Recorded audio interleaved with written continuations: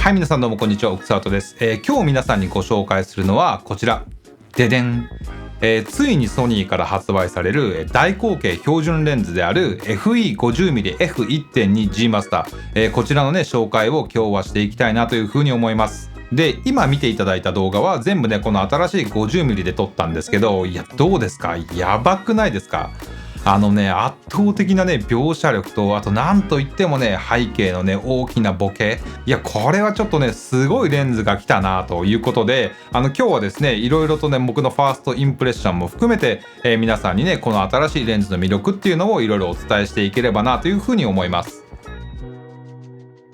この新しい 50mm のレンズはソニー純正レンズの中の、最高ランクに位置する G マスターって呼ばれるシリーズに、属するレンズになってるんですけれども、すでにソニーのカメラをお持ちの方は、G マスターのことはご存知かもしれないんですけど、簡単にお伝えすると G マスターっていうのは、解像力だったり、ボケ味だったり、オートフォーカスの性能とか、そこをですね、ソニーの技術力で突き詰めたレンズって言っちゃうとね、分かりやすいかなというふうに思います。この間も α1 っていう、ソニーのフラグシップ機が出たんですけど、今ミラーレスカメラってものすごい勢いで進化してるじゃないですか。例えばカメラの解像度が上がれば上がるほどレンズにも解像力っていうのは求められるわけなんですけど、ただこの解像力っていうのとボケ味、この2つをね両立させるのって難しいんですよ。解像力はくっきり映す、ボケっていうのは滑らかにこうぼかすっていう、この2つをね両立させるのは結構難しいんですけど、そこをやっぱり突き詰めてるっていうのもこの G マスターになります。でさらに今オートフォーカスや連写速度っていうのもどんどん進化してるんですけど、やっぱりそれに伴ってレンズ本体側のモーターとかもそれについていけるようになってないといけないんですけど、でミラーレスカメラっていうのは今後数年でさらにもっと進化すると思うんですよ。ただそういった数年先のカメラの進化を見越して設計されてるっていうのがこの G マスターになります。でもちろん細かい写りとかっていうのも素晴らしいんですけど、それはねこの後、ご紹介したいなというふうに思います。でやっぱりこう F 値が下がれば下がるほどやっぱボケっていうのはね大きくなっていくんですけど、F1.2 ともなるとね背景がねもうね完全に溶けちゃってますよね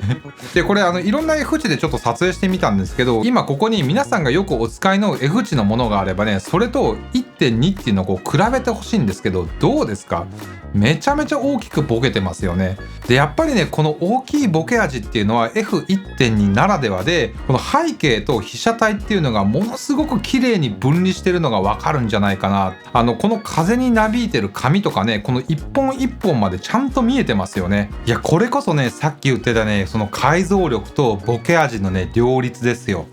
いやこれはすごいですね。で僕はね映画みたいに背景が大きくボケてる映像っていうのが非常に好きなんですけれども、映画でもここまでやっぱり大きいボケっていうのはそんなになくて、これを自分の作品に取り入れられるっていうのは一つねすごく大きな武器になるんじゃないかなっていうふうに個人的には思ってます。で G マスターといえばこのね玉ボケの綺麗さっていうのも一つ大きな魅力なんですけれども、 F1.2 ともなるとこの玉ボケっていうのがね非常に大きく映るので、ここでやっぱりねその差が出てくるんじゃないかなっていうふうに思います。どうですかこれ。もうねただ綺麗でしょすごく形も良くて、この玉ボケが滑らかですよね。解像力が上がれば上がるほど、このね、玉ボケの輪郭っていうところがね、ちょっと強調されすぎちゃって、あんまり綺麗な写りにはならなかったりもするんですが、しっかりとこれをね、両立させてるっていうのがわかるかと思います。で、やっぱりこの綺麗で大きな玉ボケっていうのがね、その写真だったり映像っていうのを非常にこう幻想的にしてくれるっていう感じがね、僕はね、すごく好きですね。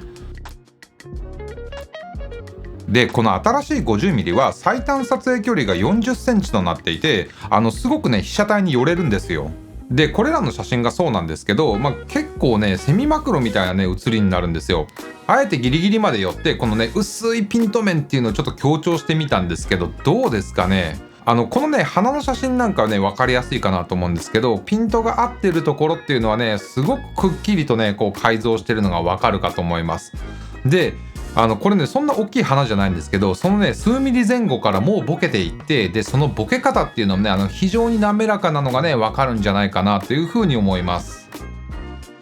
で、これだけピント面が薄いとオートフォーカス大丈夫かって思うかもしれないんですけど、実際にテストしてみたんですけれども、奥から手前にこうモデルさんが走ってきても、瞳 AF はね、非常に高精度に機能しますし、一瞬ね、瞳が隠れてしまうようなシーンでもピントがね、大きく暴れるようなことはなくて、再び瞳を認識するまでしっかりとピントを保持し続けてくれました。またね、タッチトラッキングを使用することで、B ロールの撮影なんかで、瞳 AF が使用できない場合なんかでも、ちゃんとね、しっかりピントを合わせ続けて撮影することができるので、被写界深度を生かした非常にね、印象的な B ロールの映像を撮ることができます。はい、じゃあそしたらね、レンズ本体の方も少しちょっと見ていきたいなと思うんですけど、このレンズはですね、重さが約 778g となっていて、この F1.2 っていう、大口径標準レンズで考えると、このサイズと重さっていうのはね、非常にね、軽量コンパクトです。で、これね、他のね、同じクラスのレンズとね、こう手に持って比較してみたらもう一目瞭然だと思います。で、僕が動画でよく使ってる 24mm の G マスターとね、比べてみると、違いはだいたいこんな感じになります。はい。で、今回ね、動画の撮影ではジンバルを使用したんですけど、レンズがね、短いこともあって、ジンバルと組み合わせて使用した時に、バランスも取りやすいですし、モーターのパワーがそこまで強くないミラーレス用のね、ミドルクラスのジンバルでも、非常にね、安定した映像を撮影することができました。その他は、オートフォーカスとマニュアルフォーカスの切り替えスイッチがここに1つついているのと、2つのね、フォーカスホールドボタンがあって、で、これはね、写真を撮るときなんか、縦横どちらで構えても非常にね、使いやすいです。あとは絞りリングの切り替えスイッチがついているので、動画の撮影時に露出の調整を絞りを使ってね、マニュアルで操作する場合なんかでも、このね、クリック音、このね、今聞こえますかね、これ。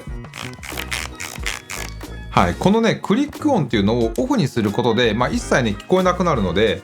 これはね、動画を撮影するときに、マイクがね、音を拾わなくて済むので、そういったケースでは重宝するんじゃないかなというふうに思います。で、フィルター系の方はですね、こちら、72mm となってますね。そう。で、フィルター系の話で思い出したんですけど、